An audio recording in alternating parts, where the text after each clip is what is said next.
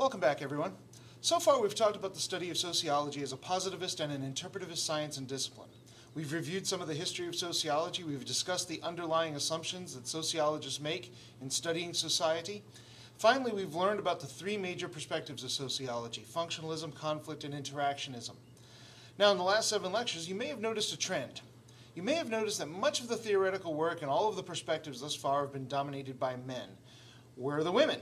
I mean, if we're going to study society, might it be a good idea to include some of the perspectives from over half of the population in any given society? I don't know. Seems pretty reasonable. But this hasn't always been reasonable. Through much of the history in which sociology was evolving, women were sidelined as academics. When women did manage to break into higher education, their studies usually focused on issues that would be recognized as legitimate by their male colleagues. Namely, they focused on topics addressed from a male point of view. The distinct point of view of women was often ignored. It's not like there weren't examples of women making contributions to sociology and offering a distinctly female point of view.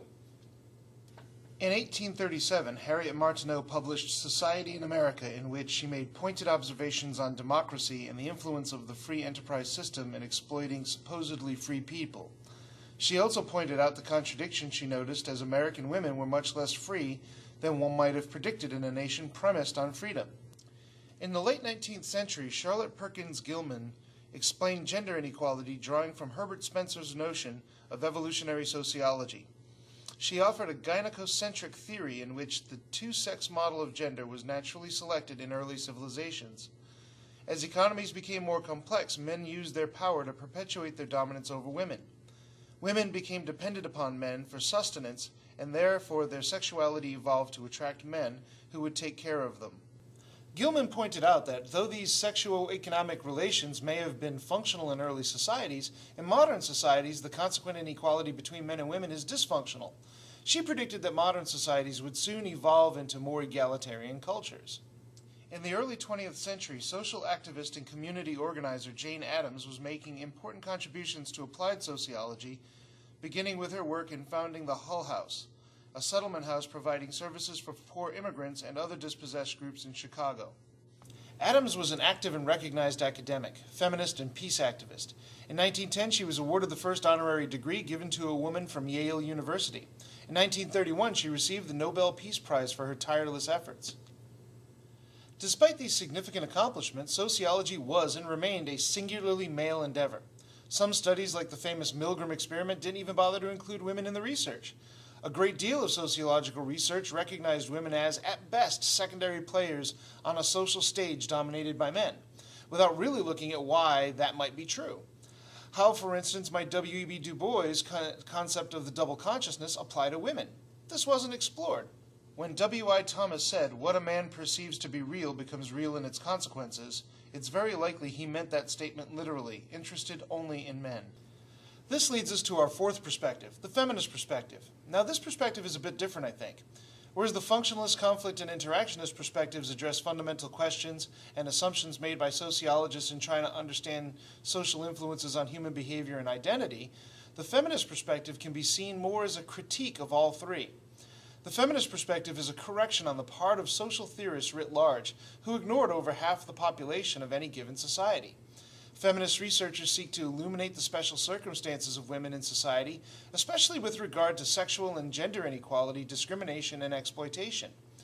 Feminists make the assumption that in almost all societies on Earth, women face a subordinate status that has significant impact on their lived experiences. Now, when we're talking about inequality and exploitation, we're certainly drawing from the conflict perspective. The feminist perspective in the conflict tradition looks at how order and control in society is premised on assumptions of male dominance and power, and how this is reflected in the overall culture. This includes, but is not limited to, violence and domestic abuse against women, economic barriers and inequality specific to women, and the objectification of women in our culture. The feminist perspective, however, can and does inform work from the functionalist and interactionist themes. That's why I think feminism is best understood as a critique rather than a standalone perspective.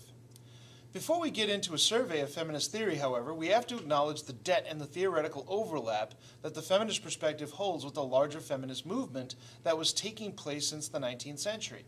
Whereas the feminist perspective is a mode for scholarly academic research, it would be wrong to assume that there is a distinction between feminist scholarship and the feminist movement. There is overlap. Like the feminist movement, the feminist perspective makes the moral assumption that men and women are inherently equal and therefore should have equal status. Inequalities that exist between men and women are artifacts of discriminatory social structures and cultural values. They are not innate to any natural differences between men and women. That's not to say that such differences do not exist. The problem is in distinguishing the biological or sexual difference between men and women and the cultural gendered differences. In 1972, sociologist Anne Oakley, in her study Sex, Gender, and Society, determined that much of what we consider to be natural differences between men and women are, in fact, internalized and socialized knowledge. Consequently, a great deal of feminist theory is dedicated to praxis. In other words, feminist theorists endeavor to actively further the cause of gender equality. Feminist theories are rarely interested in passive and objective observation of social reality. In 1776, when Jefferson was scratching some ideas that would become the Declaration of Independence, Abigail Adams, wife of future President John Adams, admonished her husband, "I would desire you would remember the ladies and be more generous and favorable to them than your ancestors. Do not put such unlimited power into the hands of the husbands. Remember, all men would be tyrants if they could." Spoiler alert, he didn't remember the ladies. Less than 20 years after Jefferson suggested that all men are created equal, Mary Wollstonecraft offered the radical hypothesis that women were also equal to men, but educated to accept their servile status without question. Wollstonecraft suggested that women should be less concerned about their looks and their reputations, and instead develop their physical and mental prowess through cultivating reason and physical stamina. In 1848, activists Lucretia Mott and Elizabeth Cady Stanton organized the Seneca Falls Convention. After days of speeches and forums, participants dedicated themselves to the cause of women's suffrage. They wrote the Declaration of Sentiments and Grievances, modeled after the Declaration of Independence, in which they declared, "We hold these truths to be self-evident, that all men and women are created equal."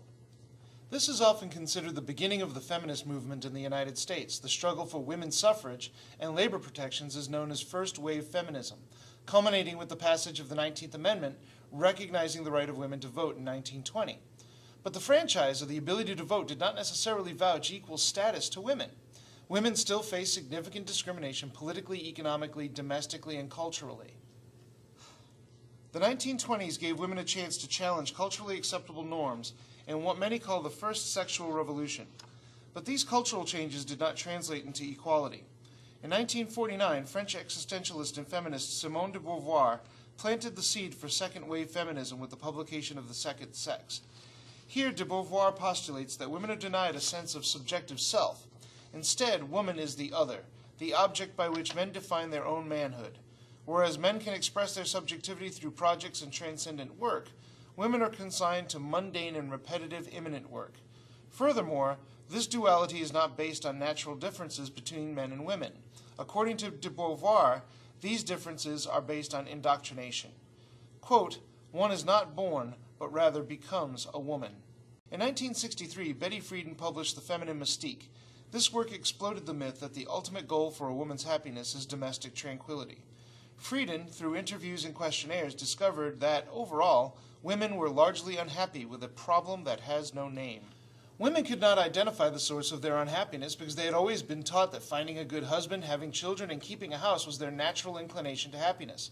If they were not happy in this, then there was obviously something wrong with them, not with the social arrangement. The feminine mystique was largely credited with launching the second wave of feminism, in which activists pursued equality at all levels of culture. The second wave of feminism resulted in an explosion of feminist theorizing. Multiple schools of feminist thought emerged from the fertile movement culture of the 1960s, each with a slightly different point of view. It's impossible for me to explore all these schools, but if you're interested, I would recommend some websites that I'll link to this YouTube video as a primer. For my purposes here, I want to talk about 4 schools of thought: liberal feminism, Marxist feminism, radical feminism, and intersectional feminism. Each school shares a common vision of a world in which men and women and other sexual and gender minorities share equal status. However, each school of thought identifies the source of inequality differently. Liberal feminism, for instance, sees sexual and gender-based discrimination as the source of gender inequality. Consequently, liberal feminists seek to eliminate discriminatory norms, values, laws, and bureaucratic rules, both written and understood. Whereas liberal feminists have a tremendous grasp of these discriminatory norms, they don't really focus on the underlying prejudices, except to suggest that they are wrong in light of the agreed-upon values of equality. Why do we discriminate based on sex and gender, and can we achieve equality by simply changing the rules without changing the underlying structures and assumptions? Marxist feminists are drawing upon a long tradition of radical thought.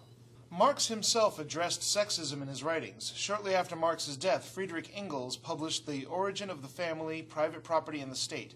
Based largely on Marx's notes, Engels concluded that the modern family is an organ of materialist capitalist society, not a manifestation of natural differences between men and women.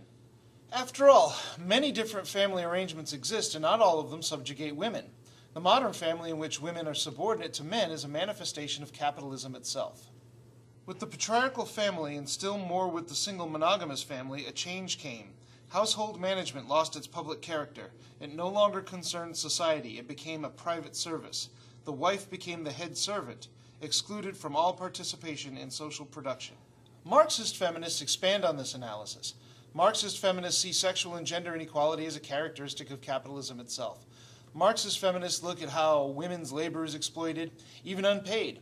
Think about childcare and how a stay-at-home mom is distinguished from a working mom, despite the fact that she almost certainly works from the moment she wakes up until she goes to bed, and then has to wake up in the middle of the night to deal with bad dreams or fevers. Marxist feminists are also interested in how women, specifically women's bodies, are sexually exploited to sell products. Think about sexy women eating hamburgers. What does the quality of the hamburger have to do with what the woman eating it looks like? Nothing. Clearly, in selling the hamburger, the advertiser is selling the woman's sexuality. In related news, President-elect Donald Trump has recently nominated Andrew Puzder to be his Secretary of Labor. Andrew Puzder is the guy who promoted the images shown earlier. He's quoted as saying, "I don't think there's anything wrong with a beautiful woman in a bikini eating a burger and washing a Bentley or a pickup truck or being in a hot tub. I think there's probably nothing more American." Nothing more American? Really? So, Marxist feminism. Radical feminism takes a similar track as Marxist feminism, namely locating the origin of sexism in an overarching social structure. But radical feminists point out that sexism isn't exclusive to capitalist societies. Feudal societies, ancient societies, even modern communist societies are often very sexist and exploitative of women. The Marxist feminists can't account for this. Instead of locating the source of sexism in capitalism, radical feminists recognize a larger trend of patriarchy as the source of women's subjugation. Patriarchy is the oldest form of oppression in the world, so old that it is incorporated into all of our social institutions and mistakenly understood as the right and natural way of society based on natural differences between men and women. Even well-meaning scientific studies make assumptions about the natural differences that are really based on nothing more than patriarchal standards and often confirmed not by science but by confirmation bias. So long as patriarchal standards imbue our social structures and our norms and values, women will experience inequality. The goal, then, must be to eliminate patriarchy in all of its forms. That's philosophically distinct from eliminating men. Radical feminists are also interested in equality, not dominance. By challenging the very nature of masculine identity, however, it may feel to men that radical feminists are anti-men. They should know that radical feminists often see patriarchy as detrimental to men as well as to women. Finally, we have intersectional feminism. Intersectional feminists understand that womanhood is only one of many factors that contribute to inequality. This stems from a critique that feminism is often presented from a white, often middle-class perspective. However, the lived experience of being a woman looks very different when you add multiple layers of inequality. What about the life of a poor woman, or a poor black woman, or a poor black lesbian woman, or a poor black lesbian woman in a wheelchair? Traditional feminism is ill-equipped to deal with the intersections of sex, race, social class, sexuality, age, gender, identification, and/or ability. The intersectional feminist tries to tie in these intersecting forms of oppression and identity. Whereas, for instance, liberal feminists wonder how women could vote for Donald Trump in the last election after some blatantly sexist statements and actions on the part of the candidate, intersectional feminists understand that there's more to a woman's identity than just her gender. Other intersecting variables may have influenced their voting choices. Sociologist Dorothy E. Smith, whom we were introduced to in an earlier video, was interested in texts and how women were largely written out of texts. What texts were written were often from the point of view of men. To be left out of textual discourse means denied a particular kind of power. In essence, there was plenty of knowledge about women in academic and scholarly work, but very little women's knowledge. According to Smith, how sociology is taught, its methods, conceptual schemes, and theories, has been based on and built upon within the male social universe. This isn't just about bias or knowledge, this is about power. In this case, the text or the process by which knowledge is constructed and passed on becomes a practice of power, one that further empowers the dominant group while turning the disempowered group into nothing more than an object of study, rather than a locus of subjective thought. Methods of study or gathering information, reporting on data are not just academic or bureaucratic activities, but rather are relations of ruling. Smith was not just an academic. She was also a wife and a mother. She was a woman within a bureaucratic structure that tended to objectify women's lived experience. For women, there is a clear and obvious fault line or a bifurcation of consciousness. On the one hand, there is the knowledge that is produced by social structures, namely knowledge about women that is largely created by men or according to norms and values created by men. On the other hand, there is knowledge derived from the lived experience of being a woman. This creates a fault line between one's knowledge and one's lived experience. Wow, wait, bifurcation of consciousness? That sounds an awful lot like W.E. Du Bois' double consciousness. Very true. Sociologists build off the work of other sociologists. Smith takes this idea to the next step. According to Smith, men being in the dominant group, especially true for men in academia, do not see this fault line. But it exists nonetheless. Consequently, knowledge derived from a woman's lived experience in which she must recognize this fault line openly is actually more comprehensive than is the knowledge constructed by men without this awareness. To counter these relations of ruling, Dorothy E. Smith suggests a project she calls institutional ethnography. In other words, she feels that it is important to study the lived experiences of individuals, especially women, the ethnography part, within these institutional power relations. Businesses, families, schools, governments, etc. According to Smith, one's particular point of view can be understood by looking at that person's experience, plus their location within this institutional setting. To further this project, Smith offers what is known as standpoint theory. 1. No one can have complete objective knowledge. 2. No two people have exactly the same standpoint. And 3. We must not take the standpoint from which we speak for granted. In other words, we must be reflexive of our own social position and cannot impute our own standpoint onto others. If you don't think that sounds particularly theory-ish, you might be right.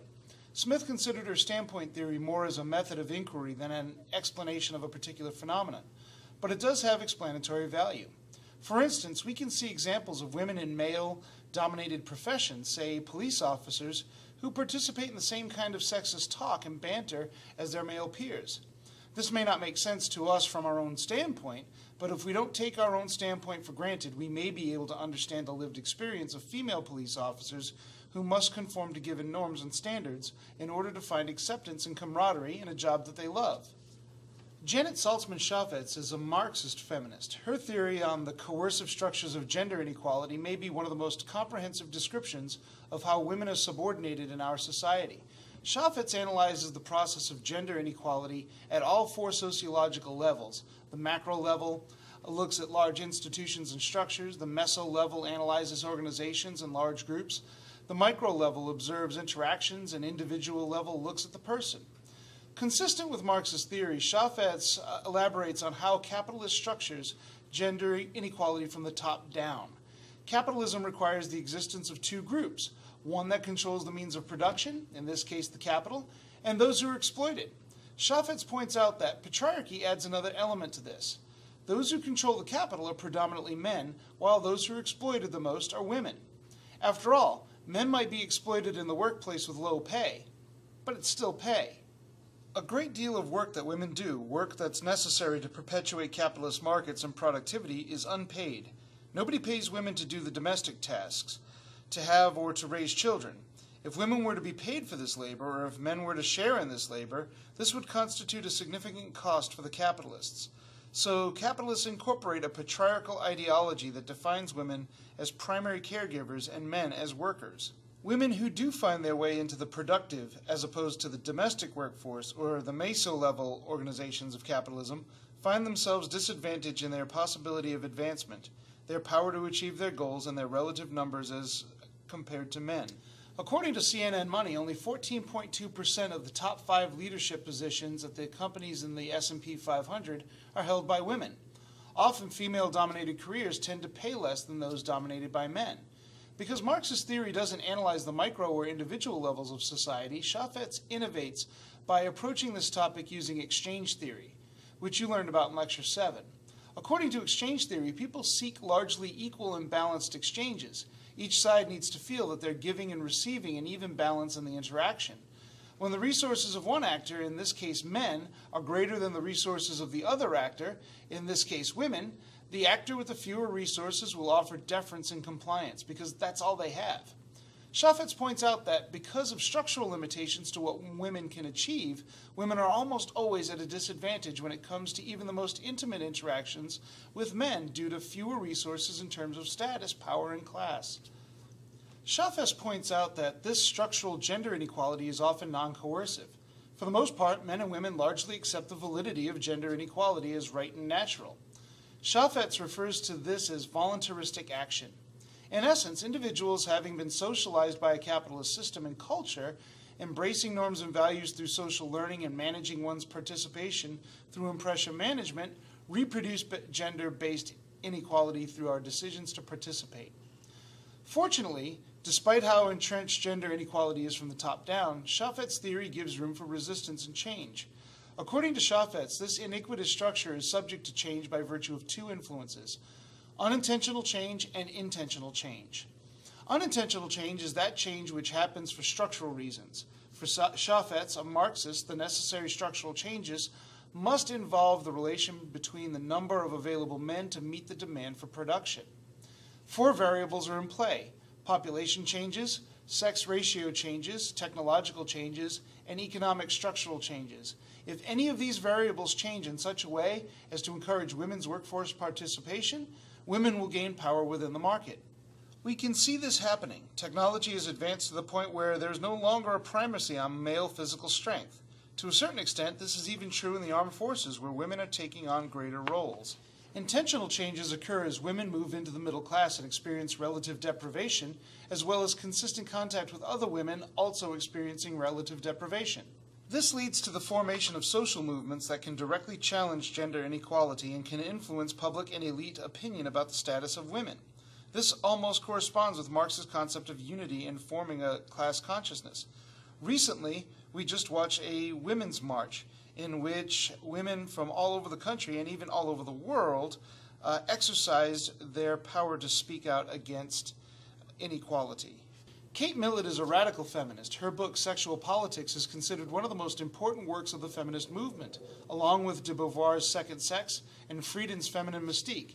In Sexual Politics, Millett uses a literary critique to point out the ways in which patriarchy, or structures and assumptions of male dominance, are so embedded in our everyday lives that we hardly see them. After all, patriarchy is the oldest form of dominance in history, older even than class. It has had a long time to integrate itself into our everyday lives. These patriarchal standards are so all-pervasive that they're often viewed as natural differences between men and women.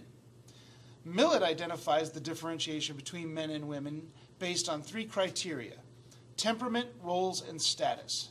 The patriarchal assumption is that the status difference between men and women is the consequence of natural, psychological differences in temperament. In other words, women are naturally inclined to be nurturing, passive, and emotional. They therefore take on the roles of homemakers and wives, or perhaps participate in nurturing professions like nursing or teaching to satisfy their temperaments. Because these roles, as well as the natural desire for motherhood, tend to be lower status positions, women have naturally lower status. See? No big deal. Sexual inequality is perfectly natural. Not so fast, Pendergast. Millett flips this model. According to Millett, men have historically used their dominant status to assign relatively narrow, powerless, and isolated roles to women. Namely, women are consigned to 3 appropriate roles: the mother role, the wife-like role, and the decorative role, which she can only satisfy in youth.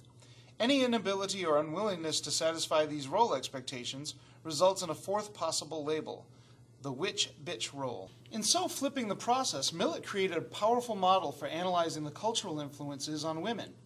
Now, I'm not going to review Millett's critiques of D.H. Lawrence or Henry Miller because, D.H. Lawrence and Henry Miller aren't really household names, but Disney princesses are.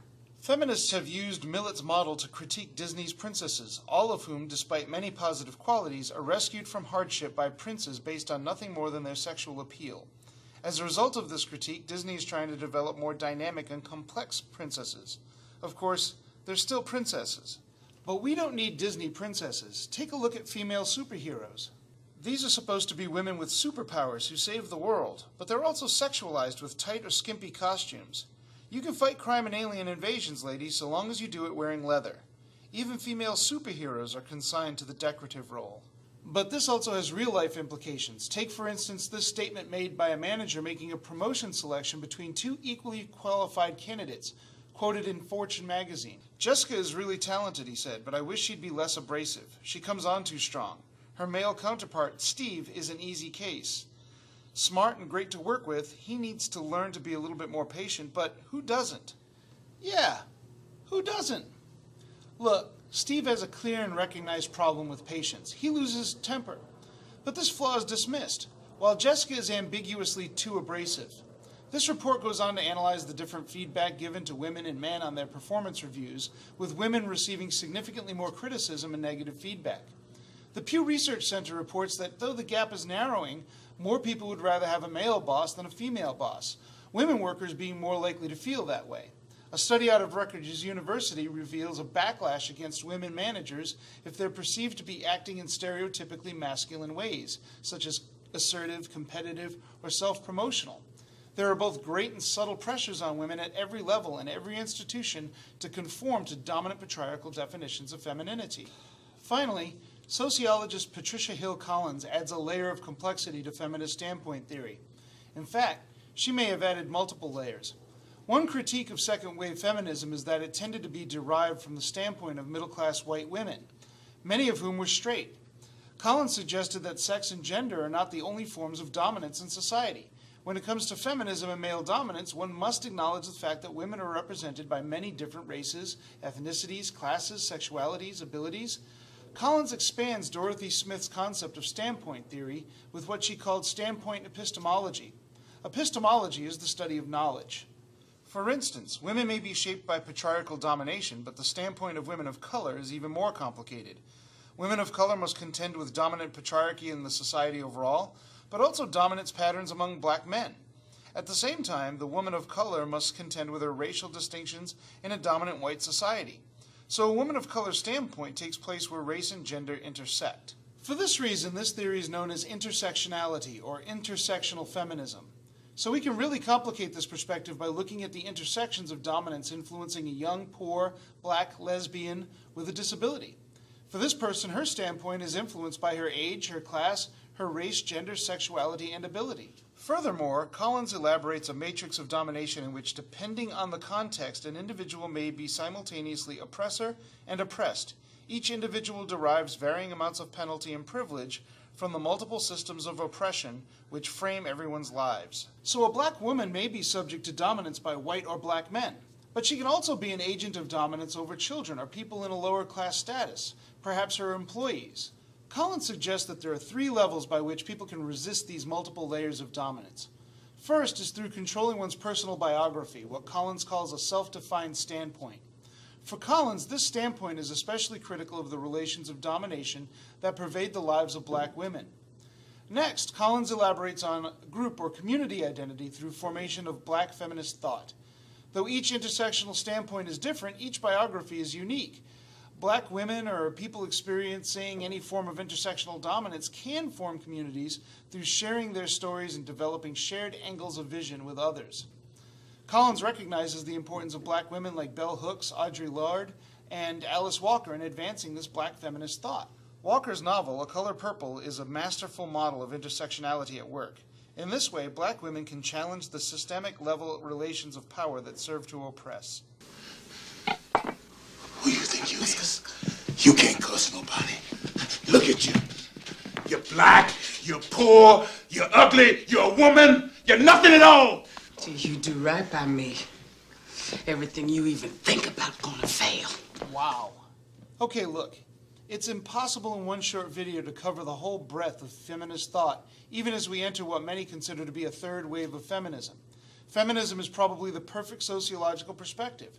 From Dorothy Smith and Patricia Hill Collins' emphasis on standpoint to Millet's and Chauvet's more structural approach, feminism challenges our accepted common sense notions of some of our most basic assumptions about society and human nature, and that's what sociology is all about.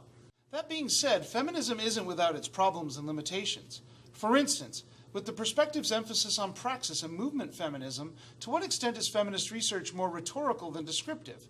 Are feminists describing the real world, or are they creating rhetorical justifications for their movement goals? Also, feminism is very critical of traditional expressions of sex, gender, and sexuality. Since sex and gender are, as defined by feminists, forms of oppression, there is an inherent value judgment placed on culturally normative expressions of sex and sexuality. Consequently, forms of sexual and gender expression that challenge dominant values seem to be privileged by feminists. But isn't this just another form of power relation within the movement? Should men and women who accept normative expressions of sex and gender feel guilty of participating in an oppressive system? Is, say, a woman who wears makeup betraying feminism even if she advocates for fair pay? Feminism is also an informative perspective for men who have no interest in taking part in exploitation. After all, if these forms of dominance are ingrained in our culture, as Kate Millett suggests, men are not necessarily aware of their role in this oppression. The vast majority of men are married or in relationships with women with whom they love and respect. Many men, like myself, have daughters. We belong to families with mothers and sisters and aunts. Most men don't want to be oppressive, yet the underlying premise of many feminist perspectives define men as the oppressors. This is understandably alienating to men who don't want to be labeled in such a way. After all, most men are also facing their own forms of oppression and carrying their own burdens based on patriarchy, such as destructive standards for handling our emotions and emotional distance with our own children. How can feminists appeal to men and convince us that equality is mutually beneficial? The feminist perspective fills in quite a few holes created by male-dominated academics in sociology. In the next lecture, we'll learn about one more critique perspective, the postmodernist perspective. Until then, see you next time. No.